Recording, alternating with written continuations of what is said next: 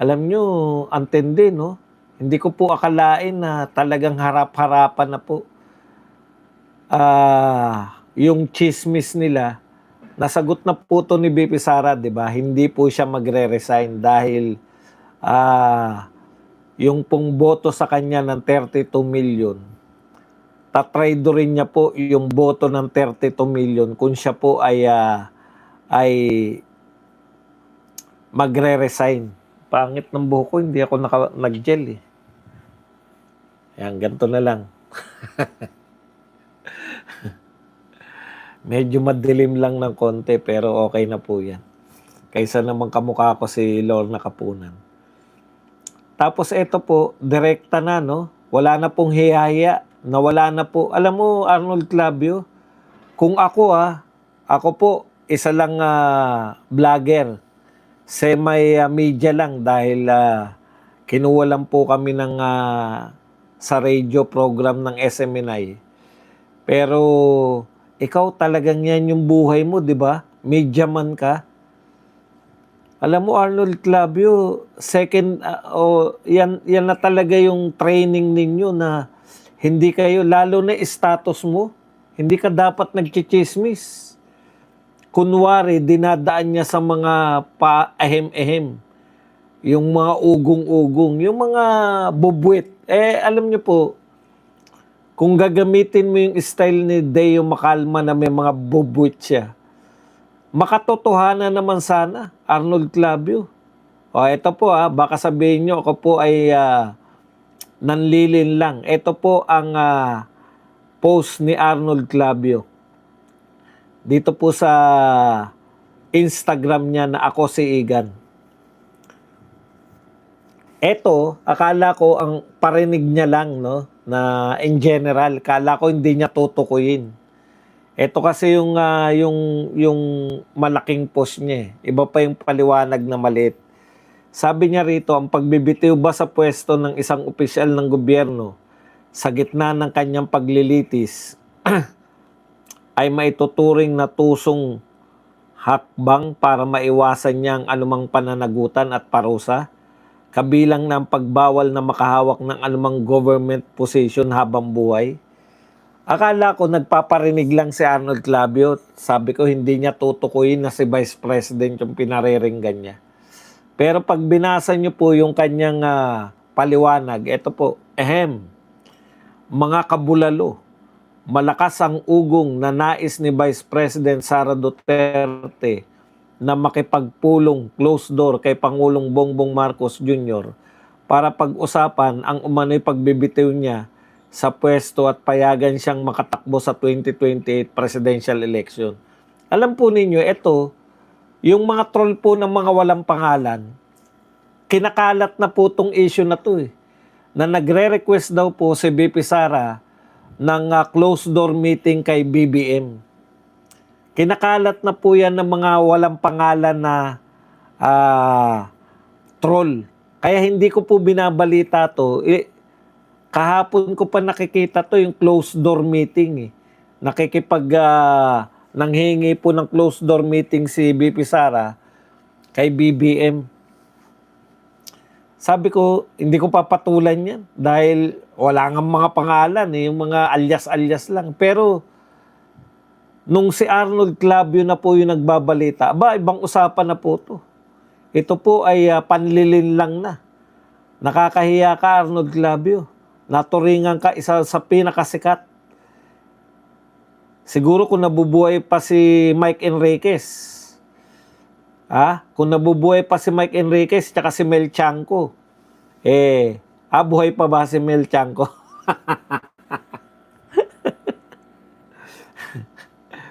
Masisita ka Hindi ka na nahihiya. Okay. Ang katumbas na lang ng mga balita mo, yung mga troll na walang pangalan, Arnold Clavio, Meron nabasa ko na yan, yung sinasabi niya na closed door meeting. Ibig sabihin si Arnold Clavio bahagi na lang ng mga troll, no? Na walang mga pangalan. Kaya para maging legit yung mga balita ng mga troll na walang pangalan, ito po yung mga binabalita na hindi naman po eto po, chismis to. Pero abangan natin, baka ibalita na rin to ni Arnold Clavio. Nakita ko po sa mga troll po nila to, hindi kakampi natin ha.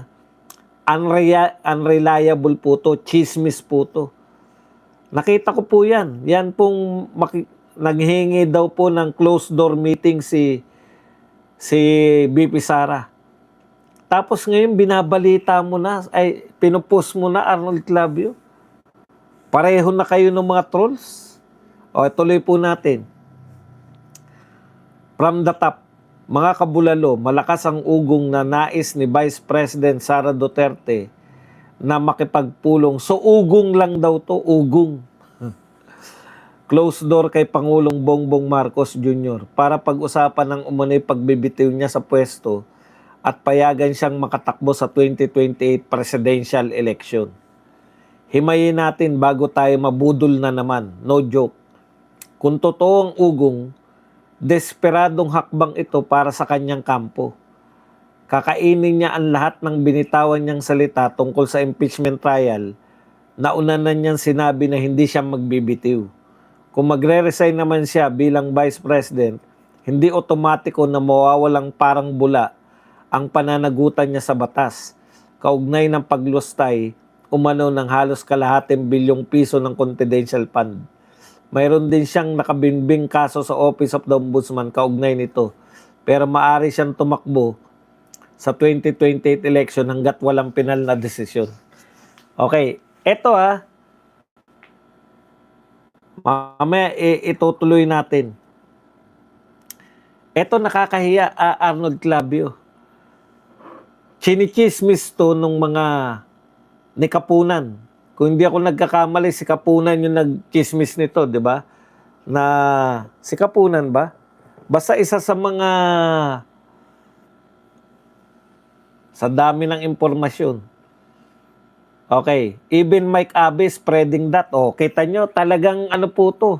Hindi yata si Kapunan. Basta meron po sa prosecution na nagpapaliwanag kunwari na kahit mag-resign si BP Sara, tuloy pa rin. Parang kung hindi ako basta isa diyan sa mga abogado ng prosecution. Kung hindi si Luis Tru, si Kapunan, na chinichismis po nila na kahit mag-resign si BP Sara, tuloy pa rin po yung kaso. Ngayon, eto malala. Nadagdagan na po. Nadagdagan na yung kwento. Pagdating dito kay Clavio, dinagdagan na po nila. Nanghihingi na ng closed door meeting si BP Sara kay BBM para siya ay mag-resign. Puta, ibang klase talaga. No? Alam po ni BP Sara kung gaano katuso si BBM. Siya nga po yung pinagbibintangan niya tapos hihingi siya ng closed door meeting. Isip-isip naman kayo sa paninira kay BP Sara. Ibig sabihin, nabasa ko po to sa isang walang pangalan troll. May pangalan pero hindi po tao. Hindi ko po pinansin to na nanghingi si BP Sara na closed door meeting kay BBM. Pero dapat natin banatan na to dahil si Arnold Clavio na may pangalan na At marami po naniniwala dito sa tukmol na to. Biruin mo, ang banat mo ugong. Tapos, babanatan mo si BP Sara dahil sa ugong. Yung mga taga Davao po, huwag kayong mag-alala. Nariyan po kami sa September 1 dahil po opening po na Kingdom. Kaya bago mag-September 1, ikot-ikot na ako riyan sa Davao. Abangan nyo lang. Malamang tumambay ako dyan sa harap ng City Hall. Kasi dati nag-live ako dyan Maraming mga viewers natin na taga Davao na nagpunta sa atin habang naka-live, nagpapapicture.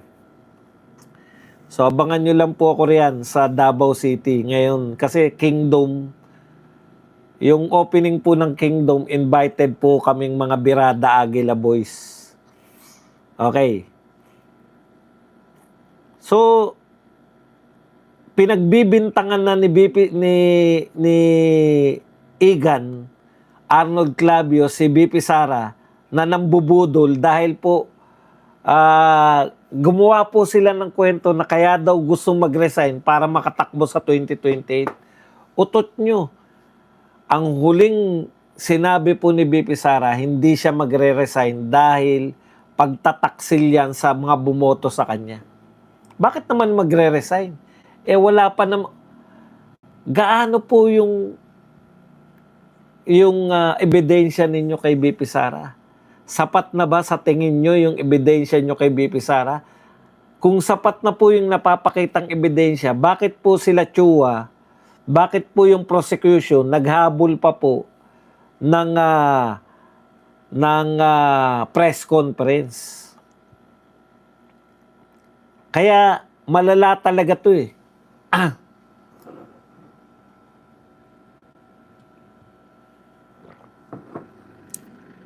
Dahil lang sa ugong.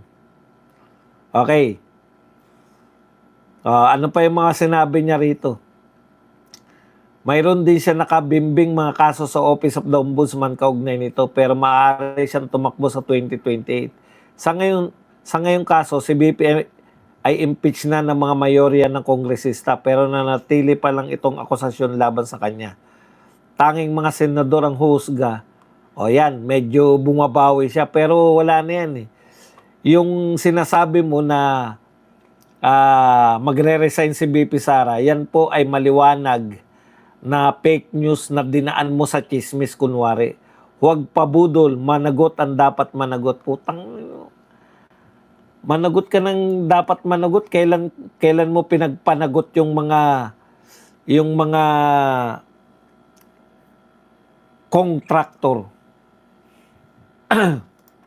Okay. So, eto po, kung totoo ang ugang, may ganun pa siya no? Kaya lang hindi mo pwedeng gamitin yan, Arnold Clavio eh. Dahil ikaw po ay media man at sikat kang media man. Kaya maraming naniniwala sa'yo, marami kang ililigaw. Pero iwan muna natin yan. May isa pa si Arnold Clavio na panlilito eh. Eto po, kasi napag-usapan natin si La Chua.